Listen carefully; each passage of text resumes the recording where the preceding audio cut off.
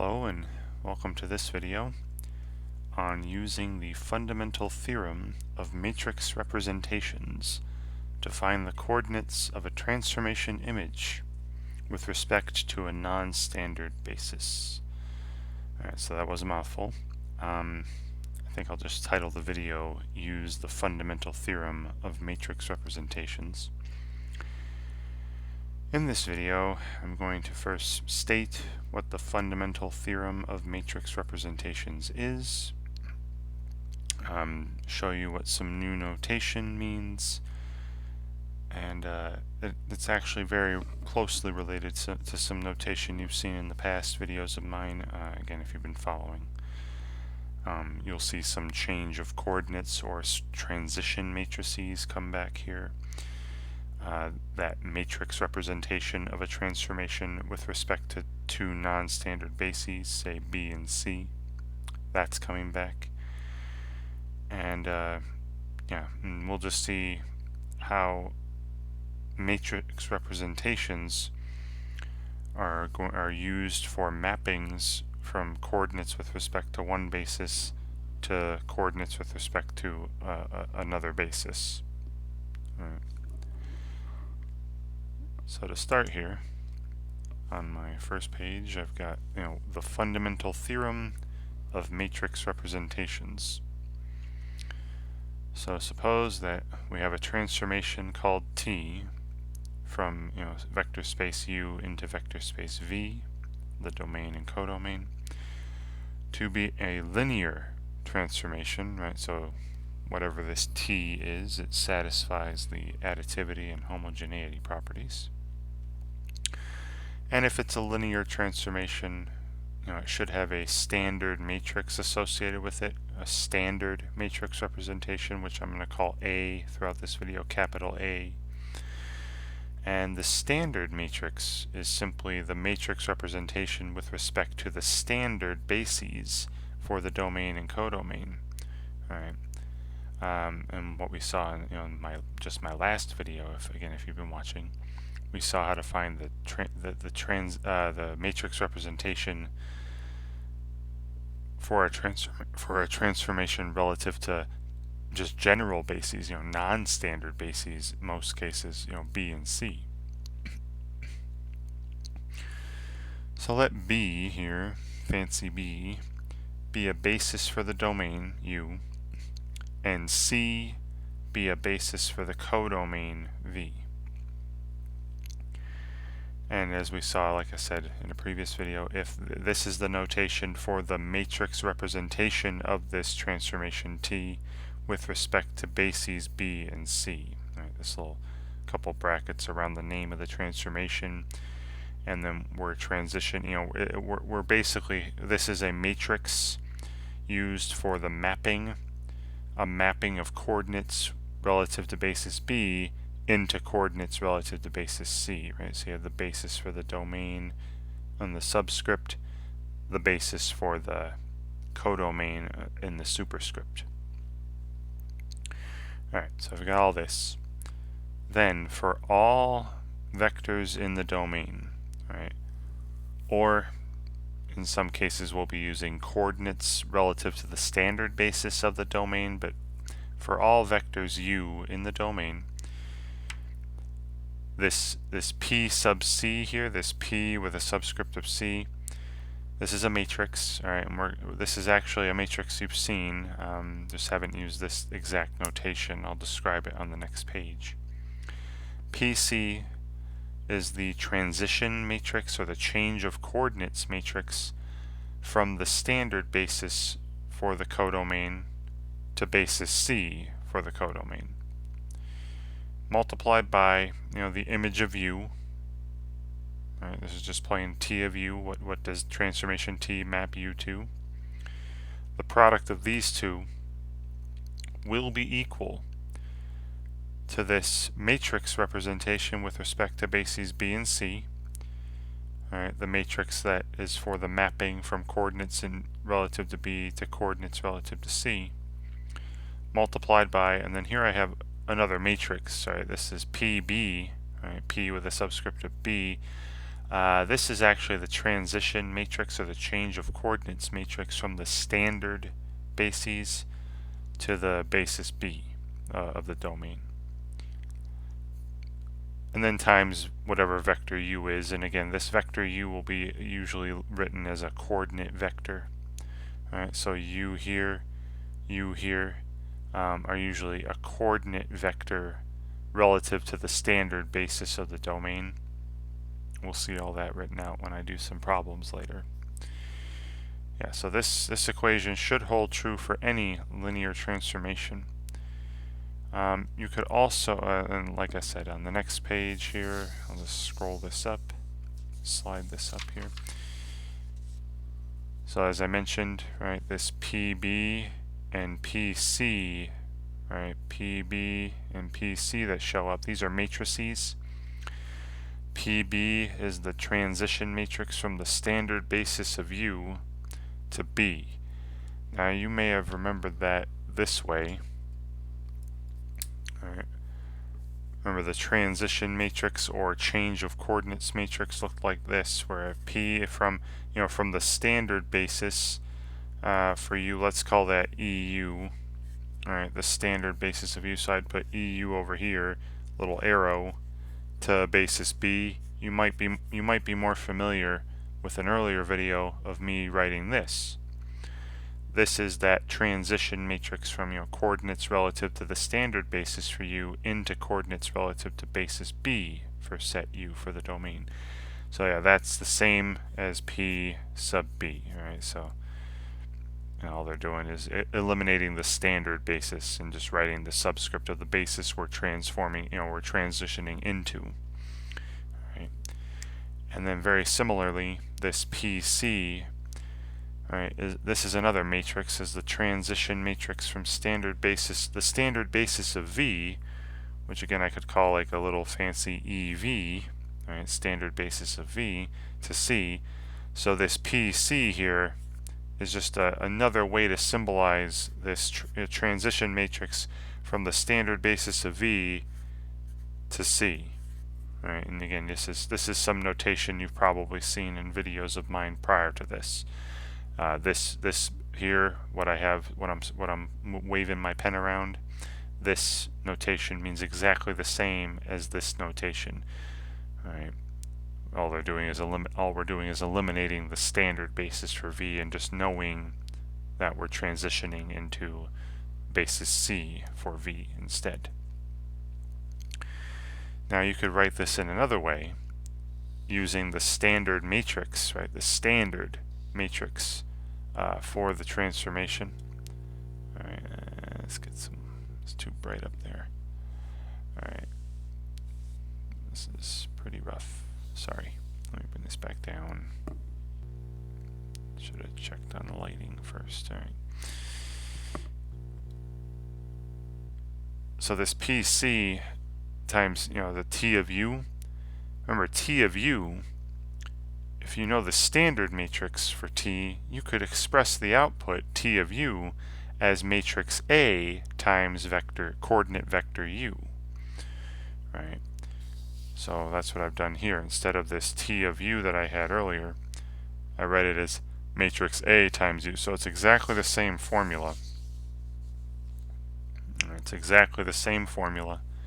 For every vector in the domain, this PC, this transition matrix, change of coordinates matrix from standard basis of the codomain to C, multiplied by standard matrix A times the vector U, again usually going to be written in coordinates, so it's like a matrix. It's all these are matrices here. All right, these are everything I've written up here is matrices. Should be equal to the standard matrix, or the matrix for the transformation with respect to bases B and C. All right, not the standard matrix. Multiplied by that transition matrix to B, multiplied by the vector U written as a coordinate vector, right, as a matrix.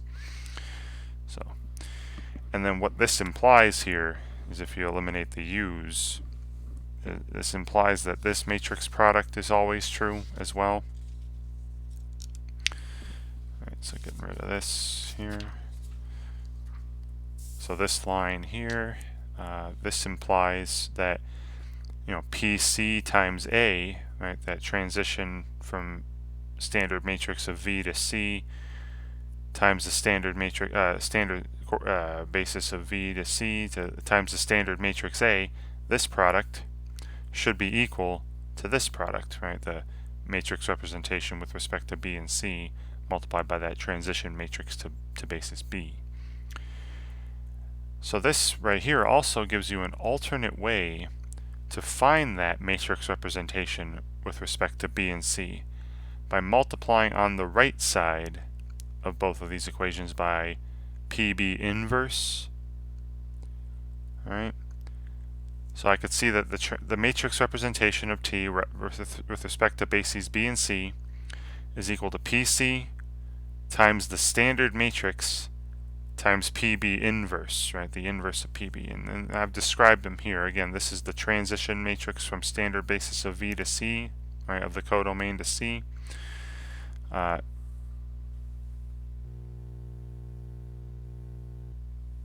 middle matrix is the standard matrix for T, and the right matrix. Now, PB is the transition matrix to basis B. So this kind of goes back to where you're not, you know, where you have just instead of the columns being what transition me to be, the columns are just B itself, right? We'll see that coming up with an example. I know, lots of fancy letters, lots of crazy symbols going around, I know.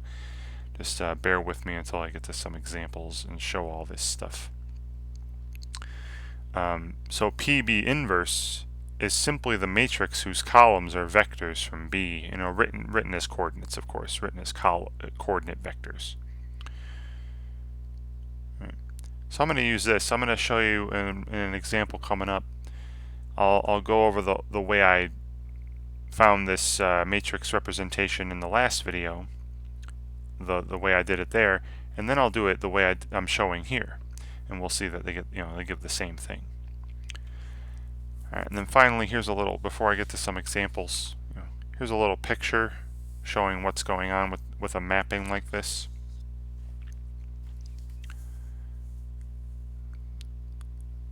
So up top, I have U and V relative to the standard bases.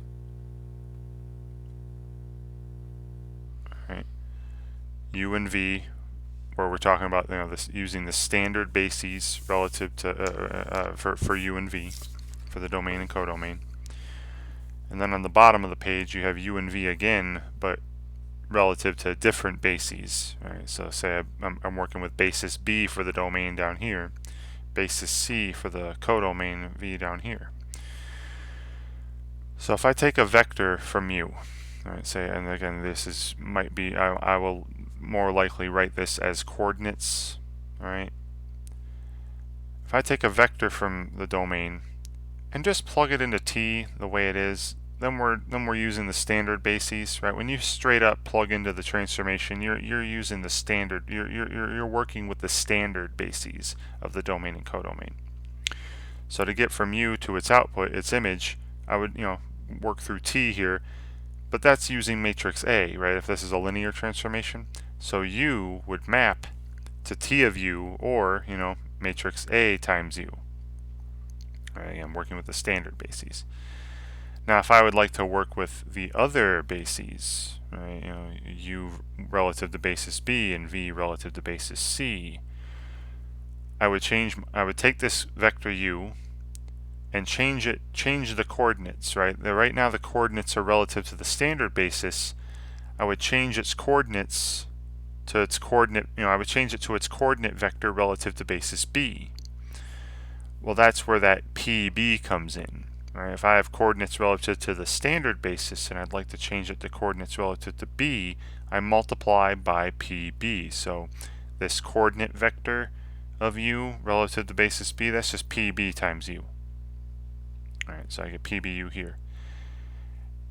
And then I'm going to do the same with the output.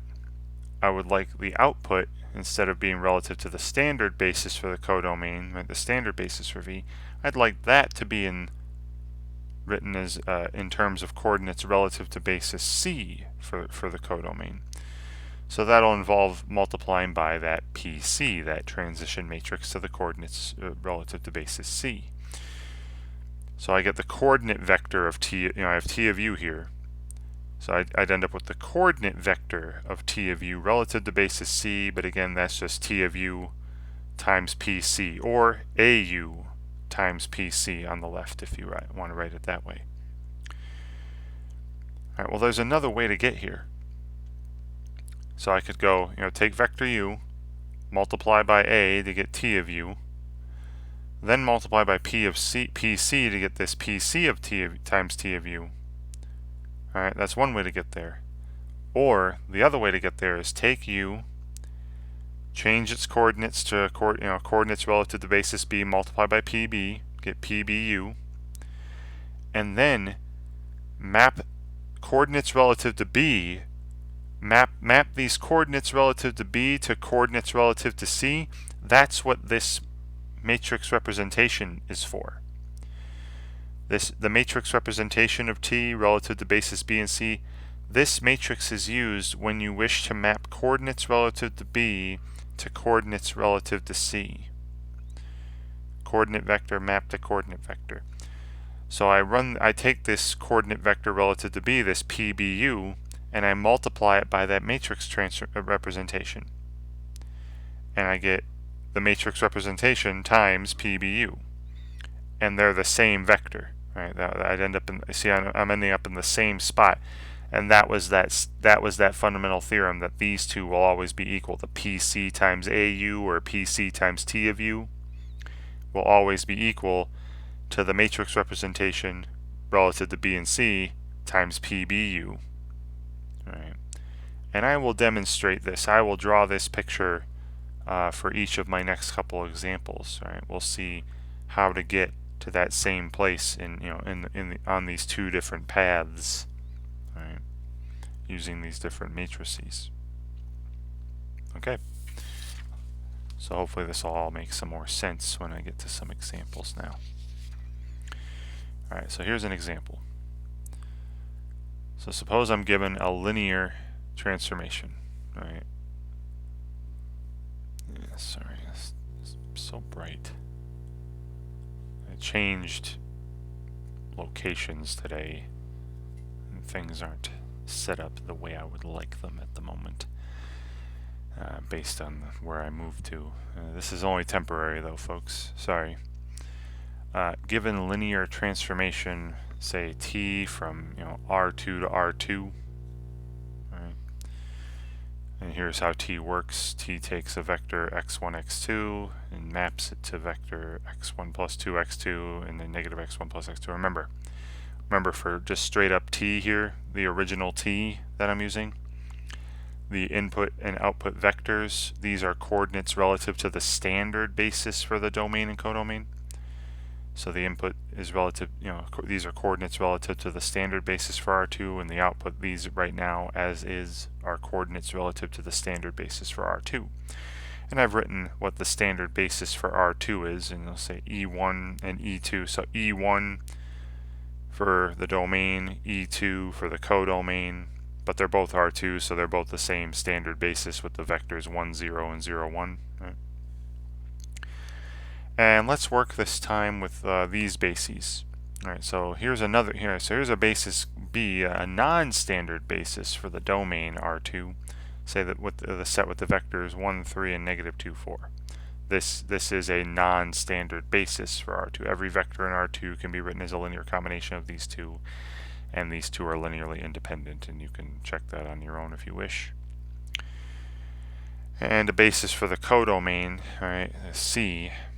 Here's another basis, another non-standard basis for R2 with vectors negative 4, 7, and 1, 1. All right. So what I'm going to do is first, just for this first example, I'm going to show you the way I did in the last video, how to find that matrix representation with respect to bases B and C. So the first thing I'm going to do is I'm going to find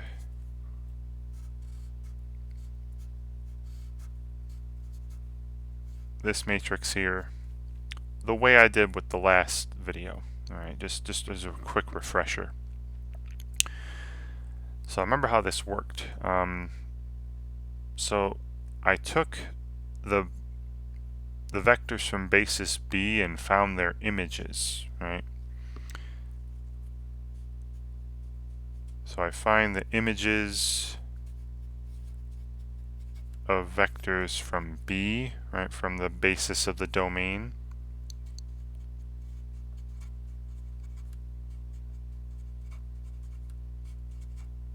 Alright, so I'll do that first, and then I translate them to their coordinates relative to basis C. Right.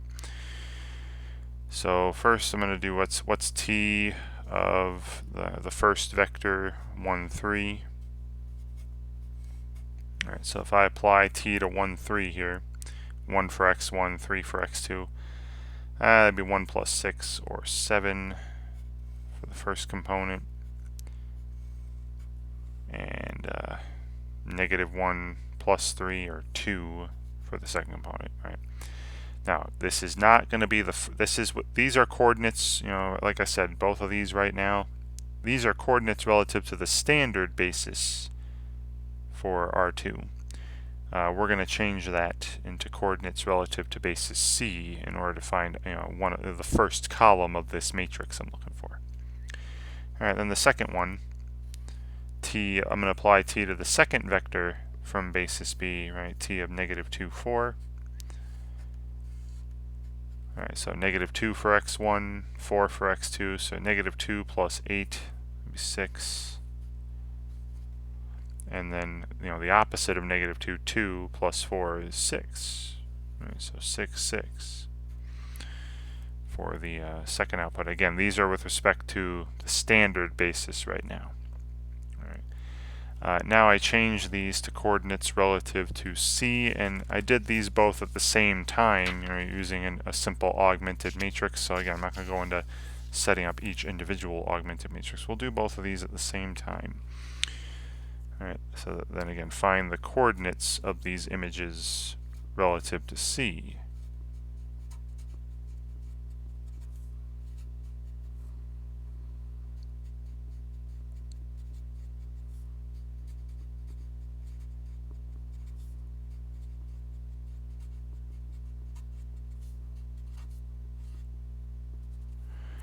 Alright, and the way I did that was this setup. So over here were the vectors from C, right? The vectors I'd like to, you know, I'd like to put these in, find the coordinates of these with respect to these vectors. So C was made up of these, you know, 4, -7. I'll put down the first column, then 1, 1 down the second column, then a little bar, right? And then over on the other side, the images. Right. So again, over here, these were just C, basically, vectors from C. I'll just say C vectors. Right? And then over here, the images of the B vectors. 7, 2, and then 6, 6, in the correct order, right? In the correct order, the first one from the first B vector, the second image of the second B vector. But then over here were the images of the B vectors. And then, you know, I'll use the calculator here. We'll put this into reduced echelon form, or, you know, really, you know, I like reduced, you know that. You've seen plenty of my videos before, right? Hopefully. So I put this into reduced echelon form, and I'll use the calculator for this. So this is going over here. Alright, so to the matrix menu, over to edit.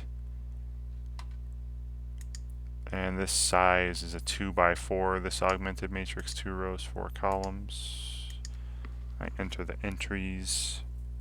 4, 1, 7, 6, -7, 1, 2, 6.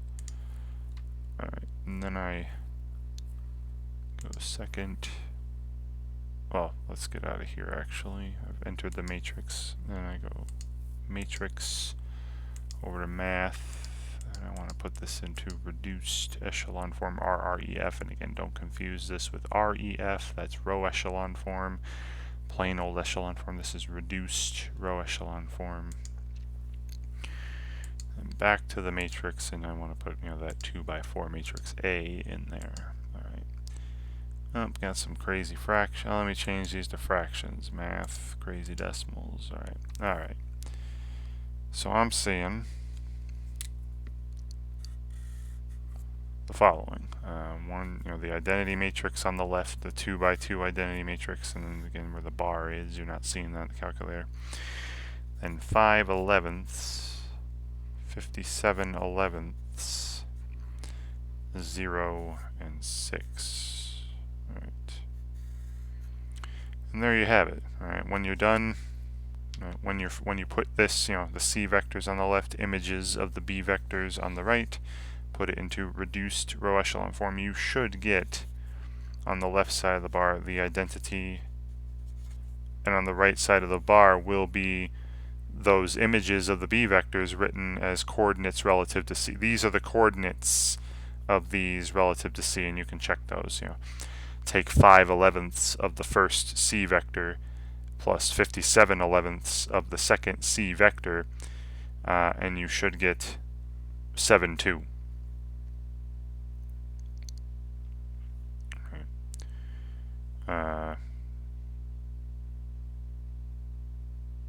Yeah, and that would work out, right? You know, because you have a 20/11ths plus 57/11ths would be 77/11ths. That'd be 7 for the first component, and then -35 plus 57 would be 22/11ths, which would be 2 for the second component. Again, you can check both. Now, obviously, none of the first and 6 of the second. You know, 6 times 1, 1 would be 6, 6. So 0, 6. Those are the coordinates of 6, 6 relative to these two vectors. So this is that matrix representation, right? Okay, so we have found it. Right, so matrix representation of T with respect to or relative to bases B and C is equal to this 2x2 matrix with 5/11ths, 0, 57/11ths, and 6. And if you'd like, I noticed that a couple of these have denominators of 11. I can pull 1/11th out of here, the scalar 1/11th. And if I do so, the matrix left over, you'll have a 5, still 0 here, 57 here, and 66 here, right? Because 66 times 1/11th would give me 6. So again, you can think of these either way. All right, so I've done it. Hooray! All right, we've gotten. Now this isn't. I haven't demonstrated the fundamental theorem yet, but I have found part of it. Right, that's that matrix representation relative to bases B and C of the domain and codomain. Now, let me show you the alternate way to find this. Right, I showed you it earlier. So, in order to another way to find this is to use those transition matrices in the standard matrix. Right, so let's go and going back here, and I'll bring that page back later. So here are the bases again. All right, bases B and C. Next, I would like to find, instead of this matrix,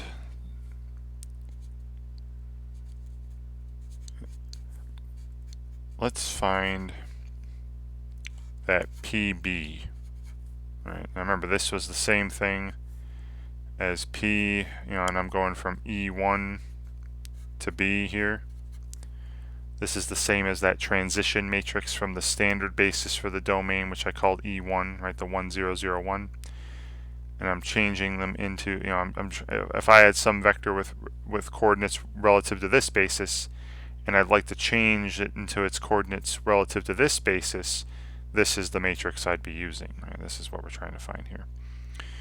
All right, so very similar, right, to how we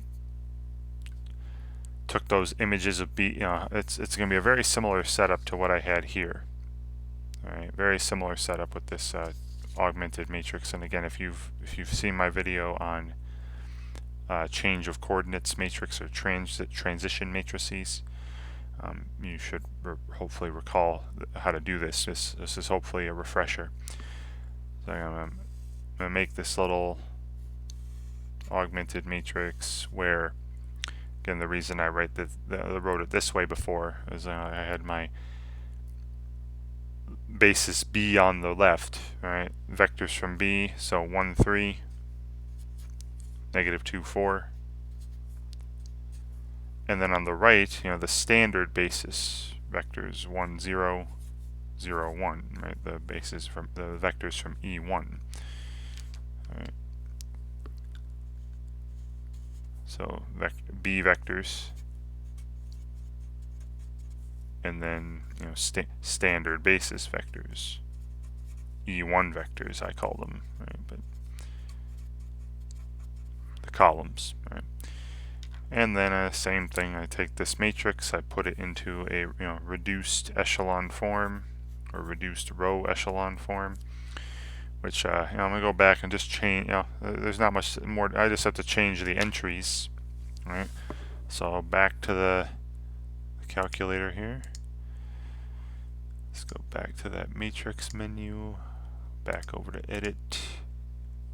This is still, I'll just do matrix A again. It's still a 2x4, but I just got different entries now, right? 1, negative 2, 1, 0, and 3, 4, 0, 1. Alright, and then I get out of here. Now, go back, enter reduced row echelon form, and matrix A again.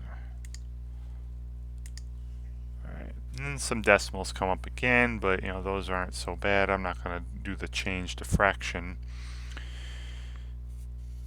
So left side again, it's just like earlier. Identity matrix on the left, and then your transition matrix on the right, which is 4 tenths, 0.4, right? Or 2/5. I mean, I'm going to rewrite it in a simplified form in a second. Then 2 tenths is 0.2, or 1/5, and negative 3 tenths, and then 0.1 is 1 tenth, right? So lots of things with tenths. And all these here, again, these are vectors from the standard basis with, these are like coordinates relative to the standard basis. And as I did before, I'm changing these into their coordinates relative to this basis over here. So if you were to take, 4 tenths of the first of 1, 3, and then add to it negative 3 tenths times negative 2, 4, you'd get 1, 0. And check it out, right? 4 tenths times 1, negative 3 tenths times 2, there's 4 tenths plus 6 tenths is 10 tenths, that'd be 1. And then 12 tenths minus 12 tenths would be 0, right? So these are the coordinates of these standard basis vectors relative to basis B, the basis B vectors. And same thing here. 2 tenths of 1, 3 plus 1 tenth of negative 2, 4 would be the vector 0, 1. It's exactly the same. And I'll tell you what you end up with here, right? So this is just, again, you should end up with the identity on one side, on the left side now. And then on the right side, that's the PB. Sorry, PB. P with a subscript of B. So that transition matrix PB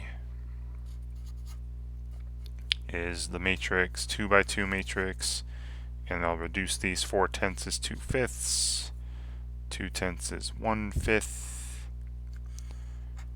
then negative 3 tenths and 1 tenth. And again, if you'd like, noticing up here that all of them had a denominator of 10, right? The least common denominator would be 10. I pull out 1 tenth, pull out that scalar, and it's multiplied by 4 up here to give me the 2/5, and just 4, 2, negative 3, and 1, right? All the numerators of the fractions with denominators of 10 up there. Okay, so either way you look at this, they're the same, and this would be, so I'm going to keep this in mind. There's PB. And hopefully it makes sense that if this is PB, if this is PB, then PB inverse is just this, right?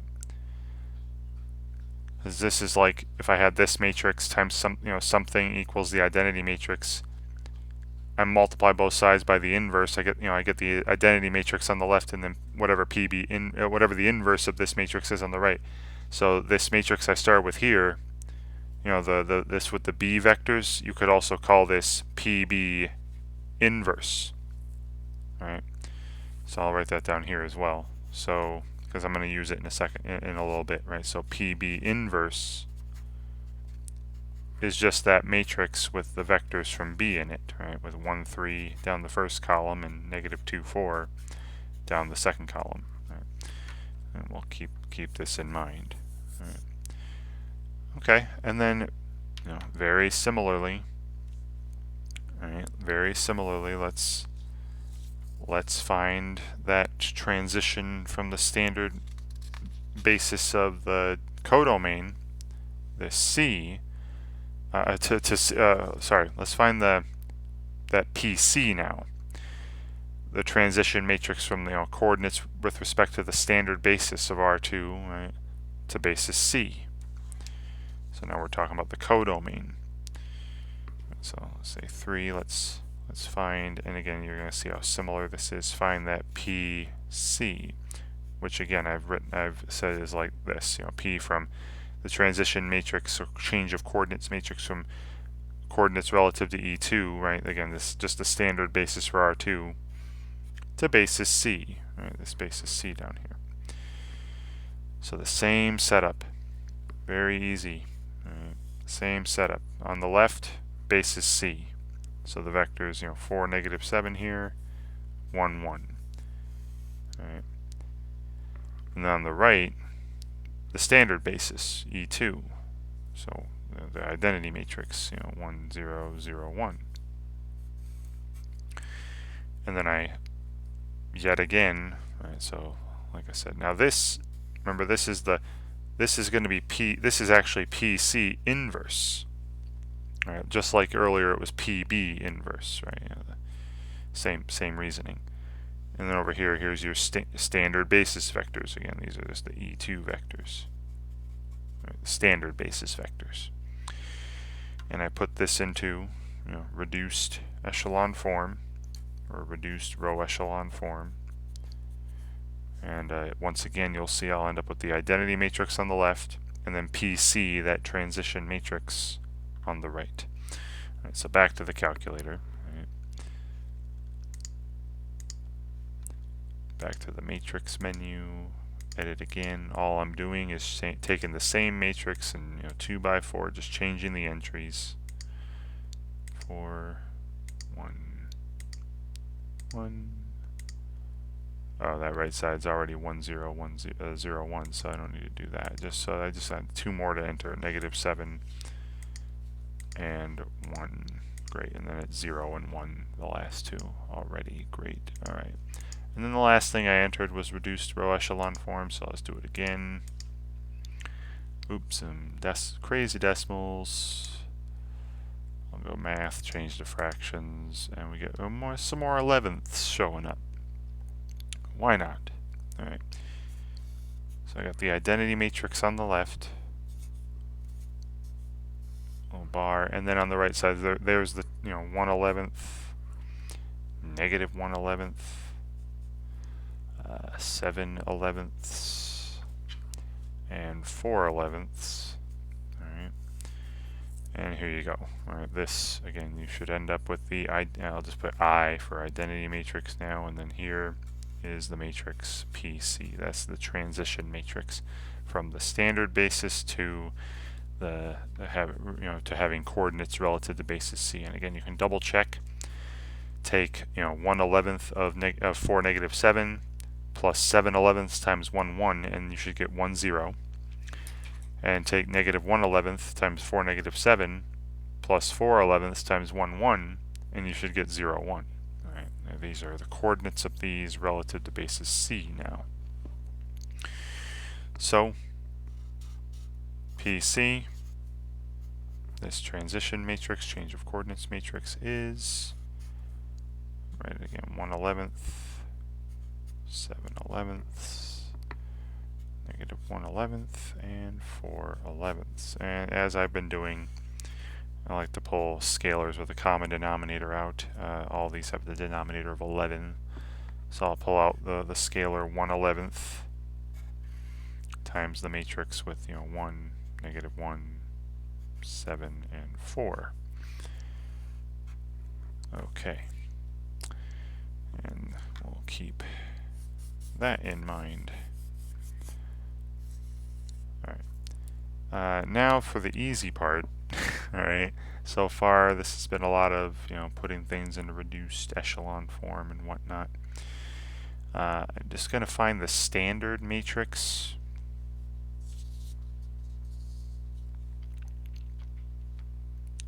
The standard matrix for T.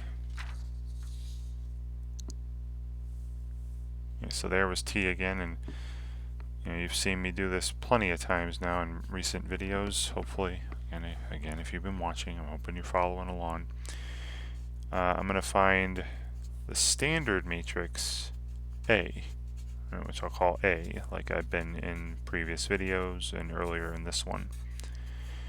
Well, can you see that T of x1, x2 here? I told you it was linear. I said it was linear. You can check it on your own if it's a linear transformation. But if since it is linear, I should be able to express the output as the standard matrix multiplied by the input vector. So some matrix times the same x1, x2. And it's very easy to make. Remember, it's just the size of the matrix will be the dimension of the codomain by the dimension of the domain. So it'll be a 2 by 2 matrix. And down the first column, the coefficients of the first variable in my input vector. Right? So the coefficients of x1 down the first column, 1, negative 1. And the coefficients of x2 down the second column, 2 and 1. So there's the standard matrix. Right? A equals 1, 2, negative 1, 1. Great. Alright, so now I have found all the really important matrices that are necessary to demonstrate this fundamental theorem of matrix representations. Alright, so I'm going to draw a little picture here, like I had up earlier.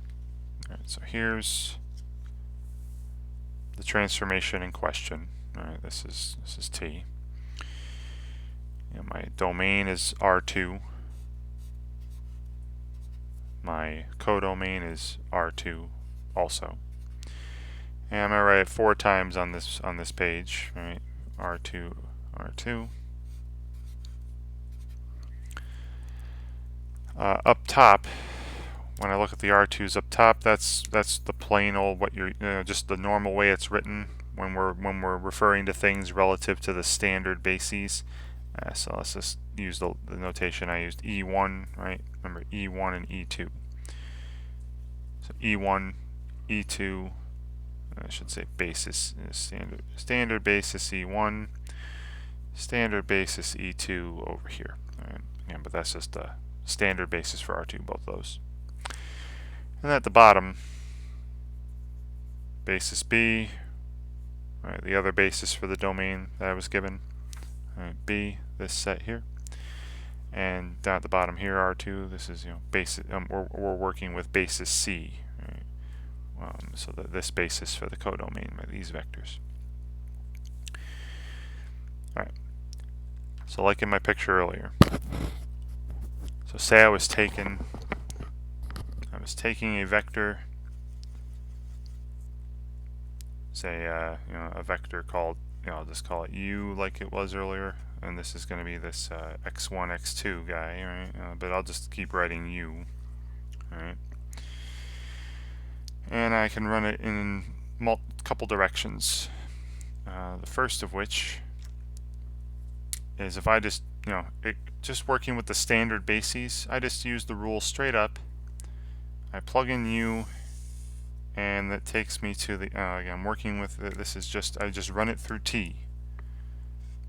I just run it through T. Apply T to U, and I get an output that will be T of U, right?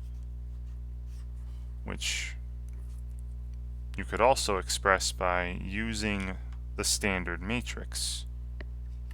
Right? I am using the standard matrix A. Right? So this result here I could also write as, just A times vector U as well. Right? And we know what A is. Right? A was that, I had it written up on an earlier page, 1, negative 1, 2, 1, the columns, times U. Alright. But then what if I wanted to start working with bases B and C? The other basis for the domain and the other basis for the codomain. Well, then I'd have to convert to coordinates. I'd have to convert to their coordinates relative to those bases, as opposed to having these are coordinates relative to the standard bases. I'd have to convert. So if I wanted to, I would take my input, and its coordinates are relative to the standard basis right now. I could convert it into coordinates relative to basis B. Alright, so I'd end up with the coordinate vector of U relative to basis B, which, in order to do this, I simply just multiply it by that transition matrix PB. Right? So this is using that PB. Right? And I know what that is, right, from an earlier page.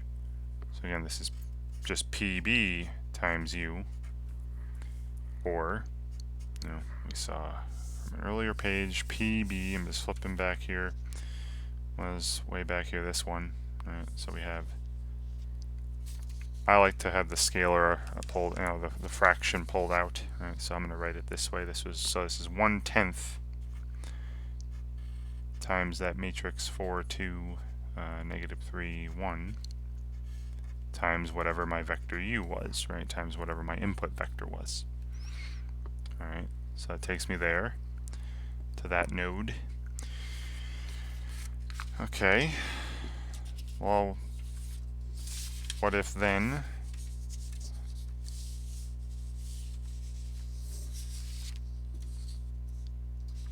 I wish to now go to coordinates relative to basis C for my output, right? Because these are vectors in the codomain.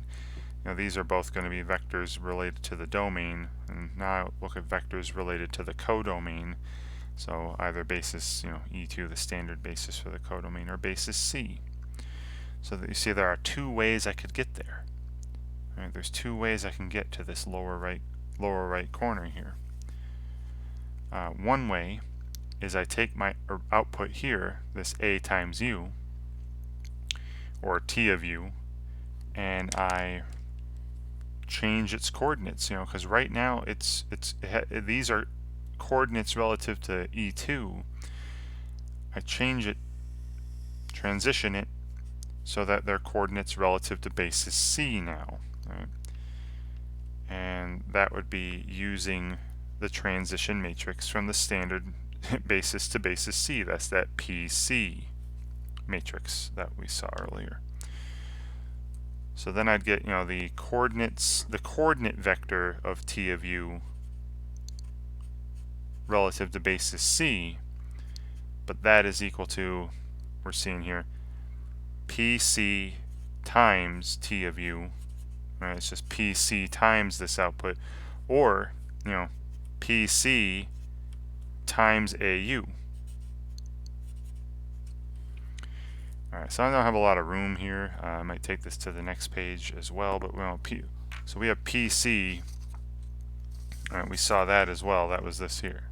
The transition was this matrix here on an earlier page. Right. So that's one way to get there. Another way to get to my output, the coordinate vector of my output relative to basis C, is to take my input, change its coordinates to be relative to basis B, and then plug that in or use that matrix representation with respect to bases B and C. So I could take from here and go to here using that transition matrix that we found the first thing, right? That transition, that is what this is for. All right, this matrix is for taking coordinates relative to basis B and mapping them to your output coordinate, taking your input coordinates relative to basis B and mapping them to your output's coordinates relative to basis C for the same transformation. So my output here, I could also express then, right, so the way the first two ways I have them written are good, but then I could also express them as this PBU multiplied by that matrix representation. And again, not a lot of room, so I'm not going to write, I'll write the matrices on the next page. Right. And this statement here, saying that PC times A times U is equal to, the matrix representation times PB times U, that was what the matrix fundamental theorem of matrix representations was stating. Okay, so on the next page, I'll write these with the actual matrices written out. So by the fundamental theorem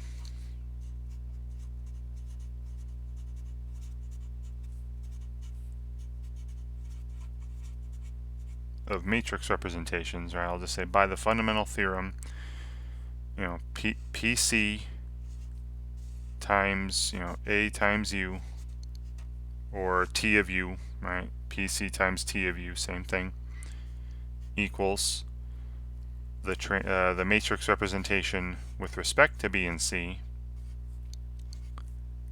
times PB times U. Okay. All right. And let's put these, matrices in. All right. Now again, PC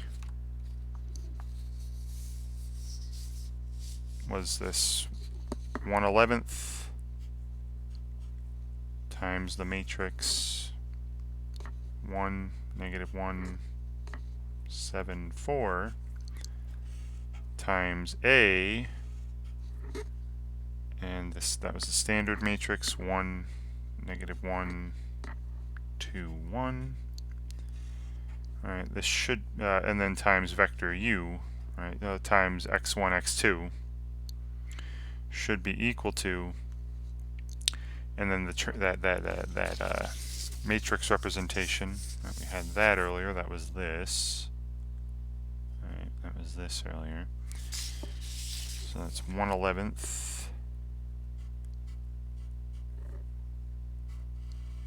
times the matrix 5, 0 for the first row, and then 57, 66 multiplied by, and then PB, I had written PB out earlier, so it's a lot to keep track of, I know. PB was this, right, so writing that out, times 1/10, and times this matrix here, 4, 2, -3, 1, times U as well. Right. Again, this is just vector x1, x2. And let's see that this actually works. All right, let's actually multiply these together. All right, so if I put these together, and then I'll multiply by the scalar. Let's see, we have a 2 by 2 times a 2 by 2 here. Give me a 2 by 2. So the first one, so you got 1 plus 1, that's 2. And then 2 minus 1 is 1. And 7 minus 4, 3. And 14 plus 4, 18. All right, times 1/11th times u. Alright, now this over here, again, I can move the scalars around, so I can have 1/11 times 1/10 out front. So I'm just going to multiply the two matrices. So I have 1/11 times 1/10, and I'll put them in at the end. I'll multiply the 2 by 2 matrices first. We have times u. Let's see, we got 20, and then 10. Then let's see, 57 times 4, that'd be 228 minus, let's see, negative 3 times, that'd be 198. That'd be 30. 228 minus 198. And then we have 114 plus 66 would be 180. And you see I have the 1/11 times 1/10 out front. And you see if I put the 1/10 in here, I'm getting 1/11 times the matrix 2, 1, 3, 18 times u. Right? Look, those are exactly the same thing. Alright, so it checks out that the fundamental theorem that does indeed hold for a linear transformation. This is just one example of it actually being true. Alright, and it should be true no matter what linear transformation you're given. Okay. Alright, now remember earlier how I was saying to you that we could actually use this information here, right? And I'll box it in. Right? And I would recommend memorizing this. It is the fundamental theorem for matrix representations. It'd probably be nice to know, kind of like the fundamental theorem of algebra or the fundamental theorem of calculus, parts 1 and 2. I'd recommend knowing this off the top of your head, or if you can't remember it, remember what the matrices are for at least, and maybe try drawing a picture like this, and then maybe through use of the picture, how to get from this upper left-hand corner, the input relative to the standard basis, how to get to the output relative to basis C, and you see the two pathways. If you can draw a picture like that, maybe it'll make it easier to remember this relationship. Both of these represent this. Right? Both of these actually represent just the coordinate vector of the output relative to that basis C. Right? Both of these are that coordinate vector. So remember I was saying earlier how you could actually use this to help you find this relationship, to help you find the matrix representation for the transformation with respect to B and C. So that process I went through earlier, where I found the images of B and then translated those images to vector coordinates relative to C to get this, you don't need to go through all that if you remember this relationship. So remember I said earlier, and you can see it down here, the product of the both of them have the times vector u, right? So that's common. So their matrix products on the left should be the same, right? That means that PC times A should be equal to that matrix representation with respect to B and C times PB. And then that would tell me by again multiplying both sides on the right by PB inverse. And I know I had it up earlier, but might as well repeat it here. Is that this matrix representation of a transformation with respect to bases B and C, I can find by finding that transition matrix for C, multiplying to basis C, multiplying by the standard matrix, and then multiplying by PB inverse. And remember, PB inverse is simply the matrix where each column is a vector from B. So let's test this out. Alright. Well, I mean, you can see that it works already. Alright. Because you see that their products are equal. Right, the PC times A gave me 1/11 times, 2 11ths, 1 11th, 3 11ths, 18 11ths, and this times PB gave me the same matrix. right? The 2 elevenths, 1 11th, 3 elevenths, 18 elevenths. So you hopefully can see that this does work. But all I'm saying is this just gives you this relationship just gives you an alternate method for finding this matrix representation. Take PC times A times PB inverse. And this is what I'll do for my second example, right? This is going to be a nice long lecture video here. Okay. And now let's actually, I'm going to pick a vector and we'll test this out. All right. Well, I'm going to take a vector actually through this picture here. All right.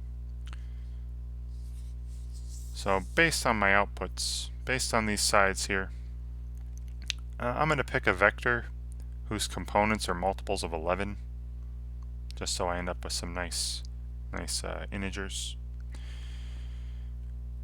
Okay, so for instance, for this same transformation then,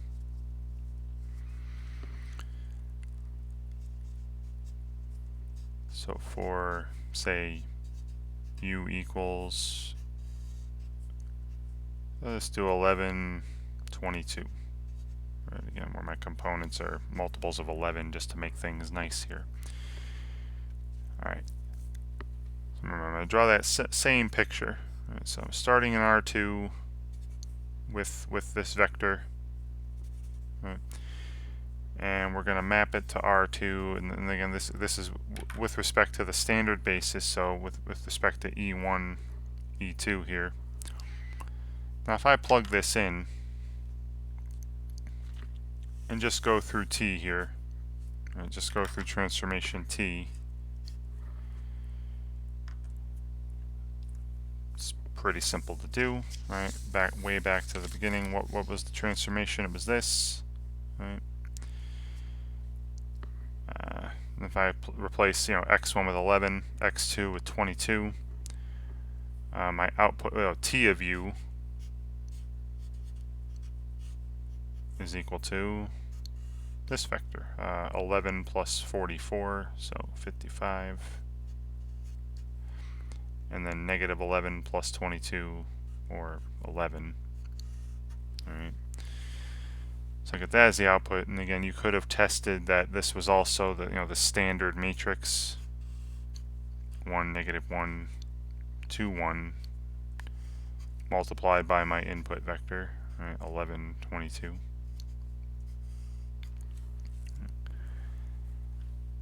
But now what if I wanted to work again? What if I wanted to work with basis B vectors and basis C vectors? So here's the R2 relative to basis B down here, and here's R2 relative to basis C, and I eventually want to get in this lower right corner where I take T of u here and map it, transition it to its coordinate vector, right, the coordinate vector of T of u relative to basis C. Which again, I would just simply take this and multiply by PC. Right. This is again equal to PC times T of u. Alright, so let's see what we get for this in one way. Alright. So PC times T of u. New page because there's not a lot of room in that corner that I've drawn. So PC times T of u here. PC was this matrix, right? It was 1/11th times the 2 by 2 matrix with columns 1, 7 and negative 1, 4, and that's multiplied by T of u. And again, T of u, I can either write it as the standard matrix times 11, 12, but I'm just going to use the 55, 11 was T of u. And just to shrink some things down, remember how you can kind of move scalars around. That's the whole reason why I picked a vector with components that were multiples of 11. I can take 1/11 times that 5511 and make it a little nicer.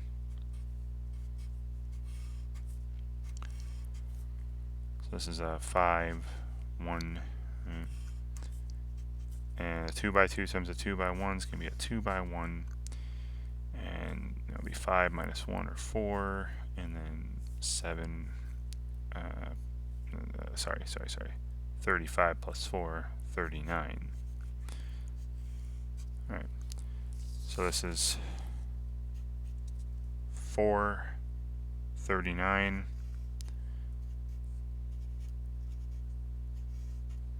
Okay. Now remember what this means. All right. Remember what this means. This is a coordinate vector of the output relative to basis C. So if you were to go to the basis C vectors, right? Here were the basis C vectors. If you took 4 of the first one, right, 4 of 4, -7, added 39 of the second one, you would get the output 5511. And let's check. 4 times let's do first components. 4 times 4 is 16, plus 39 times 1. 16 plus 39 is 55. Right, the first component of the output. And 4 times -7 is -28, plus 39 is 11, which is the second component of the output, right? So again, these are the coordinates of the output relative to basis C. All right. Now again, that's not the only way to get there. Another way to get there is I take my input, 1122. I transition it to its coordinates, right? So what's the coordinate vector of U, right? The coordinate vector of 1122 relative to not the standard basis, but basis B instead. Well, in order to do that, I multiply by that transition matrix to B, that PB. So PB times U, and again, PB, I'll do that on another page, right? So PB times U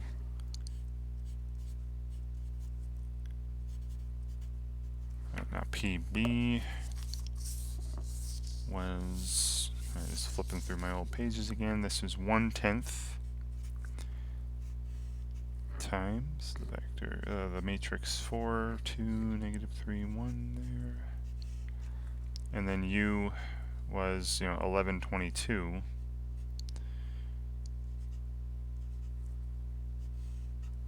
Alright, so this might not end up so as nice, because, I'll just leave it, because those aren't multiples of 10. So this is 1/10 times, and then, 2 by 2 times a 2 by 1 is a 2 by 1. You got 44 plus 44, it's 88. And then -33 plus 22 is -11. Okay, and I'll just leave it like this. Alright, I'll leave it like this instead of putting the 10th in. Alright, so we get that down here. So 1/10 times 88 -11. Now remember, these are coordinates. Alright, now if I put I know if I put the 1/10 in, you get 8.8 and -1.1. Remember, these are coordinates relative to basis B of the input vector. So if you went back to basis B, right, here were the basis B vectors. If you took 8.8 times 1,3 and then added -1.1 times -2.4, you should get your input vector back. And we can double check that real quick. First components would be 8.8 and then plus 2.2, that would be 11, the first component. 11, the first component of the input vector. And then if you were to take 8.8 times 3, right, It's 26.4, then minus 4.4 be 22, and that is the second component. So you see these are the coordinates of the input vector relative to basis B. And then finally, right, again, to get back to that lower right hand corner, I would take this, right, this chord, I'm going to be mapping, right, when I go across it's a mapping, I'm mapping input to output, but this time input and output are coordinate vectors, and to map a coordinate vector relative to B to a coordinate vector relative to C, which I'm doing here, that's where that matrix representation comes in. Right? This is equivalent to that matrix representation with respect to B and C times PBU, times what I have there. All right. And let's see what that is. Right. So we have PBU already, right? And then our matrix representation relative to B and C times PBU. All right, well, that matrix representation relative to B and C, that was this guy.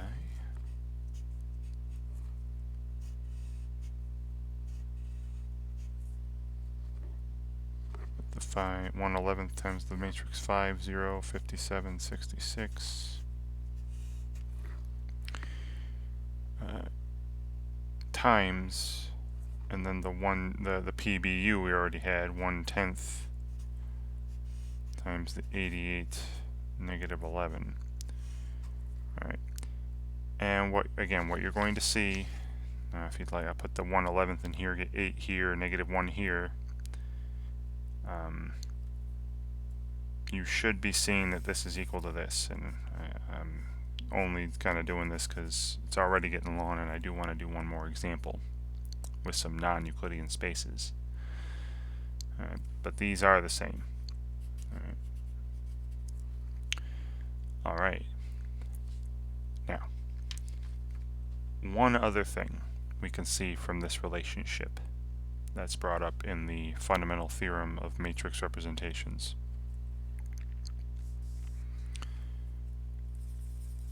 All right, remember we have this, see this PC times T of U, right? PC times T of U is equal to the matrix representation with respect to B and C times PB times U. Alright, so this means that if I want to find the output T of U, or if I want to find just the image T of U, now I know that you can just plug it in most times, and you should, right? But I guess another way to verify that the matrix representation theorem, the fundamental theorem, is holding, is true. Another way to verify for yourself, for a particular example anyway, is you could verify that you can find, you should be able to find T of U in now 2 different ways. One is you could just plug U in to T and get the output. Great. Another way is to, I've got this here equal to this here, so I would multiply on the left by PC inverse. So I would take PC inverse on the left and multiply this on the left by PC inverse times that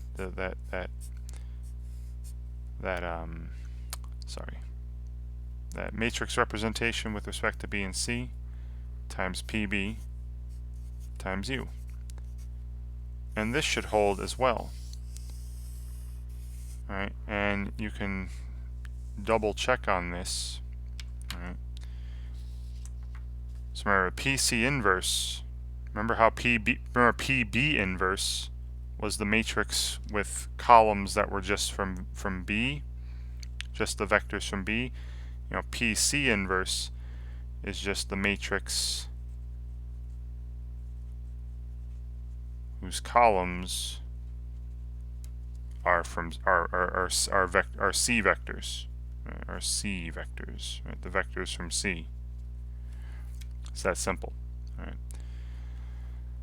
So we can check this even with our most recent example. Right? I plugged in 1122. Now you can just straight up plug it in. I get 5511 here. But let's test. Let's make sure that this is also the same. Do I get the same exact thing using this relationship, this formula right here? So is T of what was it, 1122? Right, that was my input. Right. Yes. Is this equal to PC inverse? Now again, PC inverse, that's just the matrix where, you know, the vectors from C are the columns, so 4, -7 going way back, right? 4, -7, and 1, 1. That's the PC inverse times that transition matrix I have up here. That's the 1/11th times the 5, 0, 57, 66 times, and then PB I have up here as well. Right, PB, and then times U. So times the 1/10 times the matrix 4, 2, -3, 1. So there's PC, the matrix representation with respect to B and C. There's PB, and then times U, right, the input vector 1122. What I'm hoping is that this product is equal to my whatever, what T of 1122 was, right? T of 1122 was 5511, right? The vector 5511. And this should work. This product here should be 5511, and I'll leave that to you to actually figure that out. Alright, in fact, you already found this, and in fact, I already found, actually, this shouldn't be that hard to check. This here is what I have here, right, which is just 439, right? So we can take our 4, 1, -7, 1, and then all this is that matrix representation times PB times U. That's all this already. So that's 439. And let's see if that gives us 5511. Let's see, 16 plus 39, 55, check. -28 plus 39, 11, check. It works. Beautiful. All right, so this is a nice relationship as well. But it all stems from that fundamental theorem statement, that PC times T of U, right, that PC times T of U equals the matrix representation with respect to B and C times PB times U. Right. Or PC times AU, right, where A is the standard matrix, equals that as well. And then we can say this, right, that T of U equals PC inverse times the matrix representation times PB times U. Lots and lots of relationships here. Right. Okay. So now for the next example, I just very quickly want to set these up and find these. And I'll draw again the little picture with the arrows and whatnot. So the next example involves some non-Euclidean spaces. So remember, when we're dealing with non-Euclidean spaces, I'm going to be changing a lot of vectors, a lot of things into their coordinates, into a coordinate vector, so you can actually multiply them by, matrices by them. Because I can't multiply a matrix by a polynomial, right? These are sets of polynomials. Remember, this is a linear transformation, T, from P2 to P1, where, this is the set of polynomials of degree 2 or less, this is the polynomials of degree 1 or less, And all it really does is take a polynomial to its derivative. If you remember derivatives from calculus, a0 plus a1x plus a2x squared to a1 plus 2a2x. Right, a polynomial of degree 2 to a polynomial or less to a polynomial that could be degree 1 or less. Okay, so as I was saying, instead of working with this rule, I'm going to work with this rule, where instead of the polynomials, I'm going to have them be written in terms of the written as coordinate vectors relative to the standard bases, which I have written here. E1, which is just composed of 1, x, and x squared. You've seen before, that is the standard basis for P2. So just basically where are the coefficients of 1, x, and x squared in my input. And so that's just a0 times 1, a1 times x, a2 times x squared.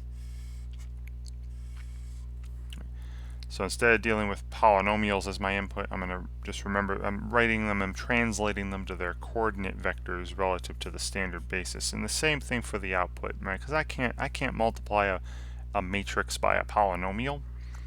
So I'm going to change the output also to coordinates relative to the standard basis. So the standard now these are the outputs from P1. Standard basis for P1 I have here I've written as E2.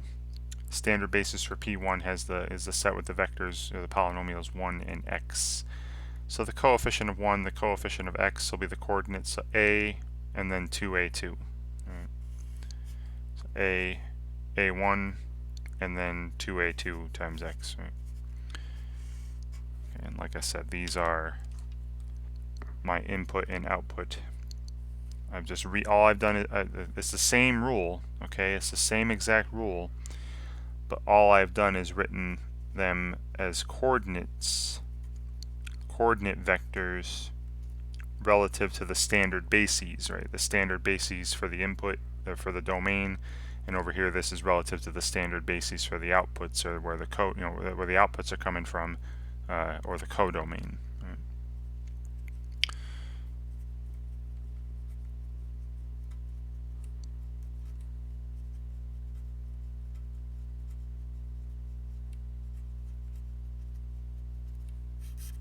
Alright, so I'm going to work with this, and then just remember at the end that they represent coordinates, not the actual vectors themselves, right? Because the actual vectors are polynomials. Right. Okay, so I'm going to go about my business here, finding these important matrices. Alright, now remember, this time I'm not going to find that matrix representation with respect to B and C first. I'm going to find those transition matrices in the standard matrix, because that's all I need, and the use of the fundamental theorem relationship to find that matrix representation. Alright, so here basis B, this is a basis for P2, 1 plus x squared, 1 plus x, and 1, and that's another basis for P2. C is 1 minus x and x. Again, I am not going to use these as vectors, right? I can't multiply matrices by polynomials, so I'm going to change these to their coordinates, and in fact I'll do that right now. So 1 plus x squared, with respect to, I'm going to change these to their coordinates with respect to the standard basis for P2.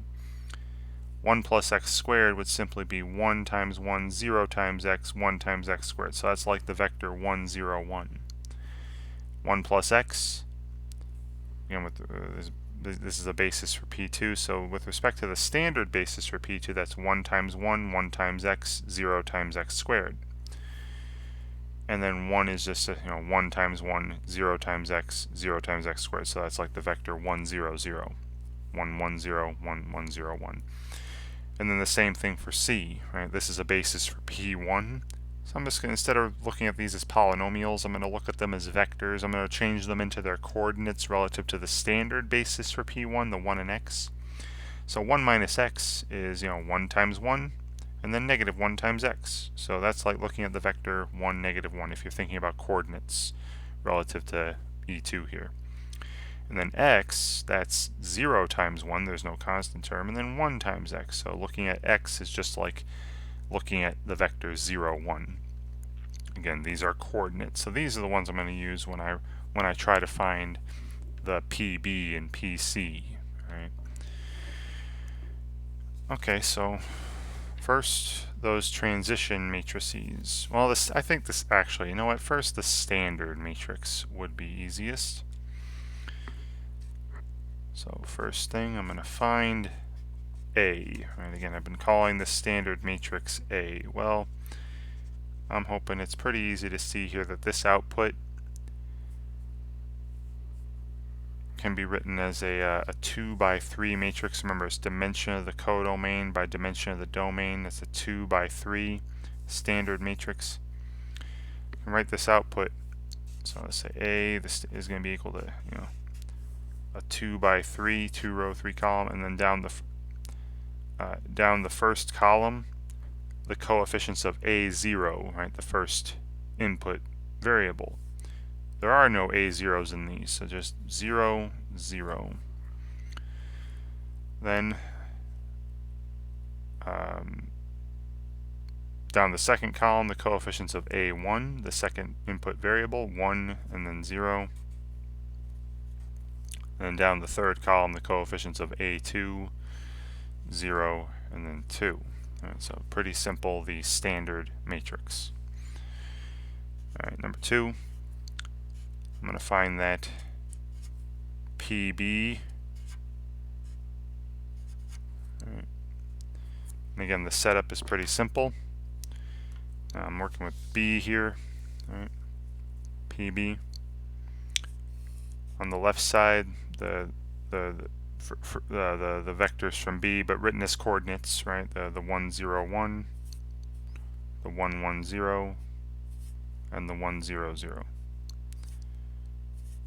A little bar. On the right side, the standard basis vectors. Now again, they're 1, x, and x squared, but if you write them as coordinates, it's just like the identity matrix. The 1 is 1 times 1, 0 times x, 0 times x squared. X is 0 times 1, 1 times x, 0 times x squared. X squared is 0 times 1, 0 times x, 1 times x squared. So again, basically you're just writing the identity matrix on the other side. Then I put this into reduced row echelon form.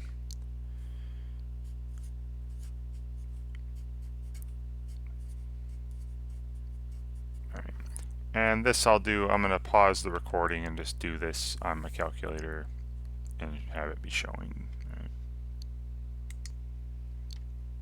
Alright, so I've actually done this where I entered this matrix as a 3 by 3 matrix and then just found its inverse is essentially what's happening here.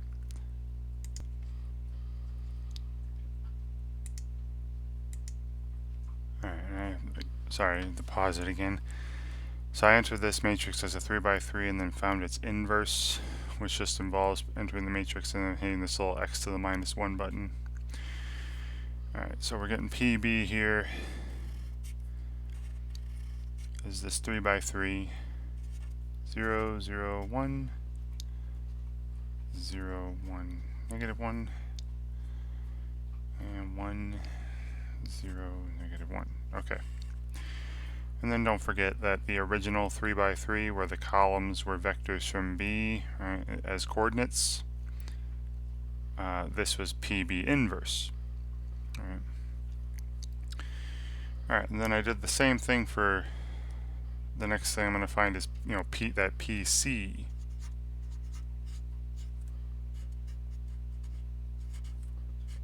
That transition matrix from, the standard basis for P1 to the basis C. Now again, you can set it up. Pretty easy setup. Where the columns here are the vectors of C written as coordinates, 1, -1, and then x was, 0, 1.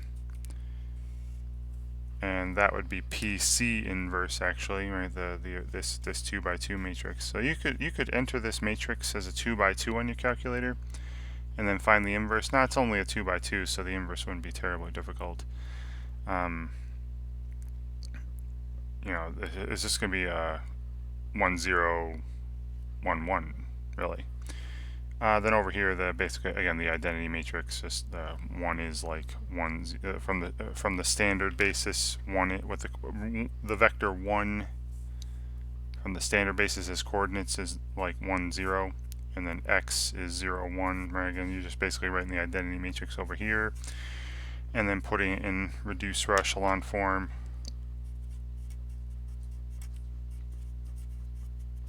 Which is essentially just finding the inverse of this 2 by 2 matrix. Alright, so we're seeing that PC is just, like I said, this is just going to be a 1 0 1 1. If you'd like, you know, I did enter that 2 by 2 on my calculator already as matrix C. Alright, so if I go to matrix here and then down to the 2 by 2, which was this matrix C, and then just hit the inverse, but it's squared, sorry.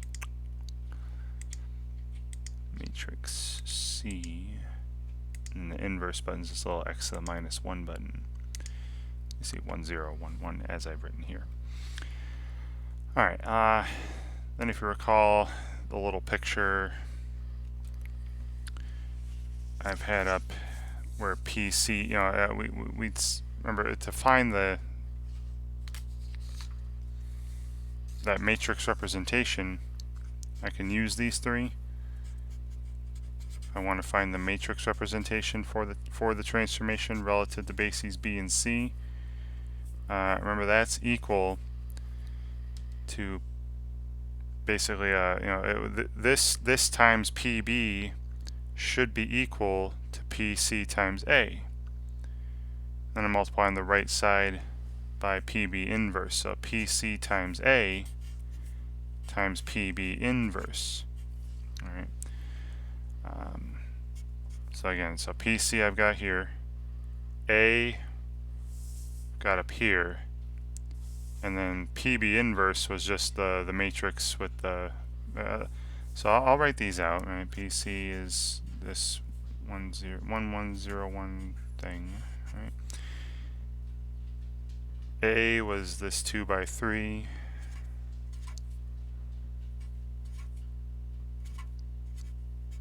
And then PB inverse would be a 3 by 3 with the vectors from B in it as coordinates, right? 1 0 1, 1 1 0, and then 1 0 0.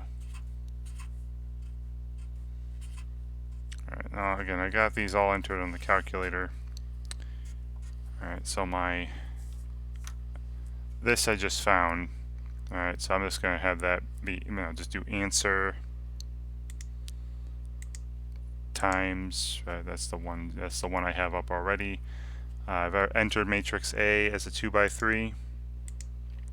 Alright, this 2 by 3 matrix A here I've already entered, and times, and then this was what I've entered as matrix B on my calculator, the 3 by 3 matrix B. Right, that's the 3 by 3. Oops.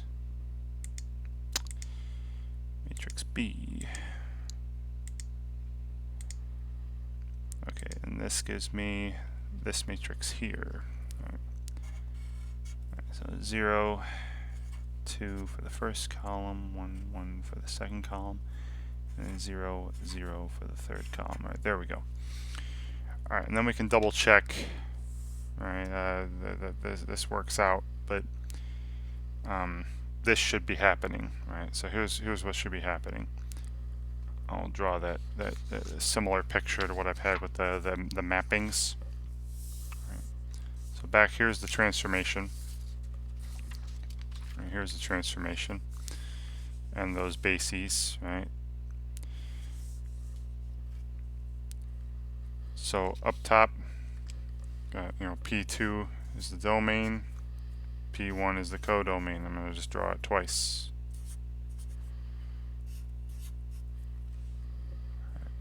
And up top, that'll be with respect to the standard bases, so E1 for for P2, and then E2 for P1. And then down here I'm working with the other bases, basis B here, basis C there, right? The basis B for the P2 and basis C for the P1. Alright, so then as before, I'd start with some vector, up here, so in the domain, some vector u, which will look like this, but I want to write it as coordinates, right? And these are coordinates with respect to the standard basis A0, A1, A2. Just remember that this actually represents a polynomial. It represents A0 plus A1x plus A2x squared. All right. Then I plug it into T.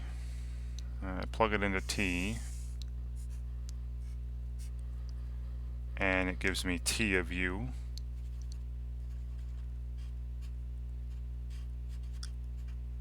Which again will be a polynomial, but I want to express it as something that can be multiplied by a matrix. So remember the coordinates relative to the standard basis E2, that was A1 and 2A2.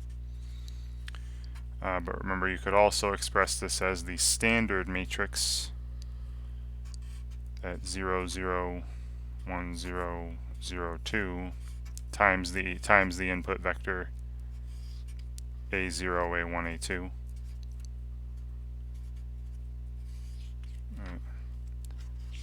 So there was the A times U. That's dealing with the standard bases, right? Standard bases of P2 and P1 respectively. But now what if I wanted to work with, again, the basis B and C, right? So let's change this, my input vector U. I translate it or transition it to its coordinates relative to basis B. Alright, so that would be the coordinate vector of U, right, the coordinate vector of U relative to basis B. And in order to do that, I just multiply this by PB. Right? So PB times U. Alright, and PB I had earlier. So this would be that PB I found was 0, 0, 1, 0, 1, negative 1, 1, 0, negative 1 times whatever U is, right, times the coordinates of the polynomial that I'm plugging in. And then to get to the coordinate vector of the output for relative to basis C, the coordinate vector of T of U, to get to the coordinate vector of the output relative to basis C, I could do one of two things. I could take my output and just transition it to its coordinates relative to basis C, and that would involve multiplying by PC, right? So it'd be PC times T of U, or PC times A times U, right? Again, or A is a standard matrix. Or I could take my input, transition it to coordinates relative to B, and then map it to its coordinates relative, its output's coordinates relative to C. I map the input coordinates relative to B to the output coordinates relative to C, and that involves that matrix representation of T relative to B and C. Right? So then this output, again, all these represent the same thing. They represent this, the coordinates of the output relative to basis C. So I take the transition, the matrix representation relative to B and C times this PBU over here. Right? I went from U to PBU to this. All right. So now let's test this out. All right, let's test this out. So I'm going to go back to the calculator, and I have this remember the 0, 2, 1, 1, 0, 0 here, this is actually this matrix here, right? The matrix representation with respect to B and C. I'm going to store that as a new matrix. I'm going to store this as, I'll just say the variable x, right? Oh, data type.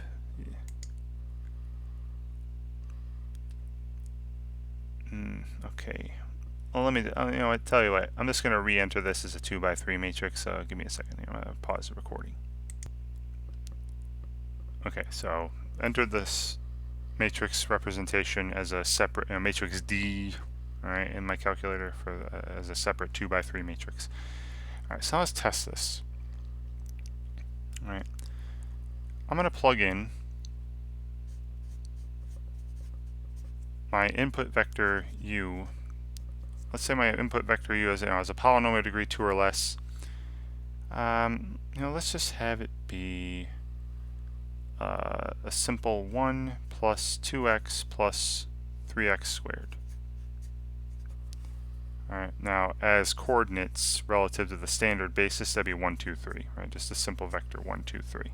Alright. Now if I plug that in straight up,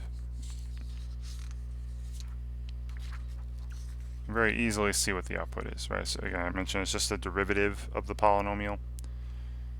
So plugging that in would give me the following. There's all my dark colors. Alright. So t of 1 plus 2x plus 3x squared is equal to just simply 2 plus 6x, right? I replace a1 with 2 and then a2 with 3. It's 2 plus 6x. Now as coordinates, right, that's just 2, 6. Right, 2, 6. Let's check this out. Now recall by the fundamental theorem. Right, by the fundamental theorem,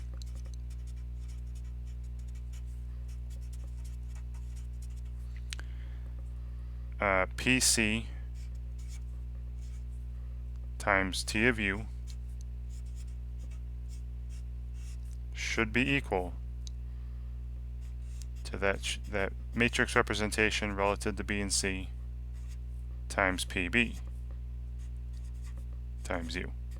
Right. Therefore, as I've written on earlier pages, T of U should be equivalent to PC inverse. Right. Should be equivalent to PC inverse, which is just a matrix with the columns made up of vectors from C, or the coordinates vectors from C, times that matrix representation from B with respect to B and C times PB times U. Right. So according to this, let's see if we get the same thing back. Let's see if we get the same thing back. So T of, now again, 1 plus 2x plus 3x squared. Remember, in order for this to make any sense at all, U needs to be a matrix, right, a column vector. So I write this as its coordinate vector, 1, 2, 3, right, with respect to the standard basis, should be equal to PC inverse, which is made up of the vectors from C, right? So just the vectors from C as columns, so that's just a 2 by 2. So 1, negative 1, 0, 1,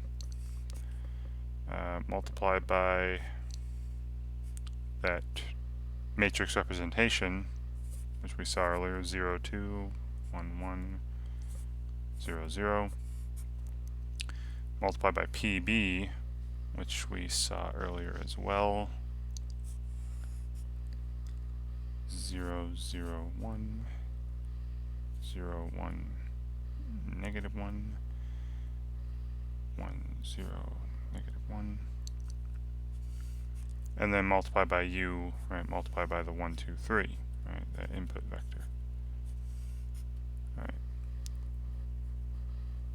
Okay, let's hopefully this ends up being 2, 6.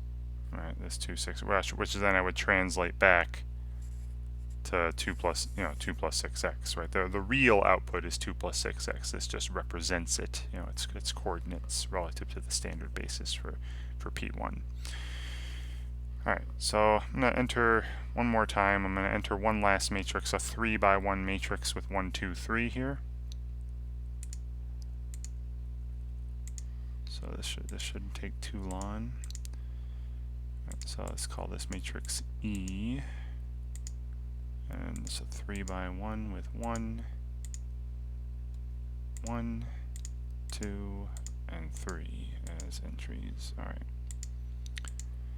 All right. So this matrix is, PC inverse. I called that matrix C in my calculator. So matrix C times this transition matrix is what not transition. This matrix representation relative to B and C. I keep saying transition. Sorry. This is, I called that matrix D in my calculator. This 2 by 3. Then times, and then this PB is the inverse of the matrix B. It has the columns from basis B. So it's the inverse of that. So times matrix, what I call B, this 3 by 3, but that inverse, right? So a little inverse button there. And then times U, which I call matrix E. Right? So then times matrix E. And we're getting 2, 6. Unbelievable. Fantastic. Oh, it's not unbelievable. It's I should totally believe that, right? It's a fundamental theorem. But it is indeed 2, 6, which would again represent that the output, t of 1 plus 2 plus 3x squared is 2 plus 6x. Don't say this. Don't say like, because the output, again, the output should be from P1. Right? The output should be a polynomial, not a column vector. So don't say that, in this example anyway, that t of 1 plus 2x plus 3x squared, don't say it's 2, 6, the vector 2, 6. This represents the real output, which would be a polynomial 2 plus 6x. All right, so that, I'm hoping that is a pretty good representation there. I mean, you saw how kind of long these problems can be, right? Because I'm dealing with the standard matrix, that transition matrix PB, that transition matrix PC, the matrix representation, which is, that one with the bracket around it, that relative to B and C there. I'm dealing with all sorts of matrices, and the inputs as matrices, the outputs as matrices. Just remember what's coming from where. I would highly recommend drawing a picture of this nature if you could. Right, where you have the domain and codomain up top relative to the standard bases. Right, the way the transformation is normally written. Then the domain and codomain down here relative to these non-standard bases, these other bases, and see how they're all related. How you have mappings across. When you map from coordinates of the standard basis to other coordinates of the standard basis, relative to the standard, that's just the transformation T. But when you map coordinates relative to the basis, a non-standard basis for the domain, when you map these coordinates to the coordinates of the output for the non-standard basis of the codomain, that's this matrix representation. That's where that comes in, multiplying by that. Yeah, lots of stuff going on here. Right, so I'm hoping 2 examples was good. I mean, again, that's only 2 examples I've done. You should be doing plenty more at home to get good at this stuff. And it's almost been an hour, 50 minutes, almost 2 hours. Introducing the topic and doing 2 examples. So a bit of work to do. Sometimes might seem daunting, but just take it one step at a time, like I was doing. Find the standard matrix PB, PC. Use those to help you find that matrix representation with respect to B and C. Make a drawing like this, and then see how an input from the domain, when you're talking normally relative to the standard basis, see how that could transition into the coordinate vector for the output relative to a non-standard basis for the codomain. Now there's a couple different paths, and that's where that fundamental theorem comes from, right? The fundamental theorem for matrix representation, that PC times T of U, or PC times A times U, where A is a standard matrix, will be equal to that matrix representation for T relative to B and C times PB times U. Great. And all the relationships that come from that, right, that I showed you as well. Just manipulating the equation a bit. Alright, so hopefully you enjoy practicing problems of this nature. Take your time, take it one step at a time, make these drawings. Hopefully you get the visualization down. And thank you very much for watching as long as it was.